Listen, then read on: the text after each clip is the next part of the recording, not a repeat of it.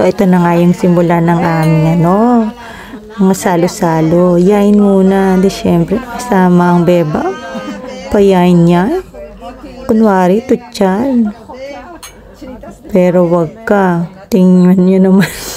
Mukha after. Ang dami kong tao. So, yun na nga, ang unang kinain namin ni salad. Yun, mas marami yung kinain ko kasi yung lasa okay para sa akin. Tapos yan, paisa-isang binibigay yung pagkain, lutong Indian. So, kinukuha ko lang paisa-isang piraso para lang malamnan yung tiyan ko, para hindi ako magutom. Tapos yun, nagtina after sa loob na kami. So, yun lang, ganyan lang sila.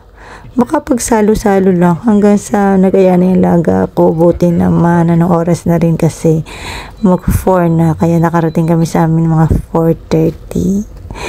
Ayun, at least nakalabas naman yung alaga ako. Nag-enjoy naman din siya kahit pagod na pagod. Sumakit din yung likod niya kasi hindi siya sanay ng matagalang nakaupo. So yun lang mga kabebang, nakwento ko lang. Bye bye bye.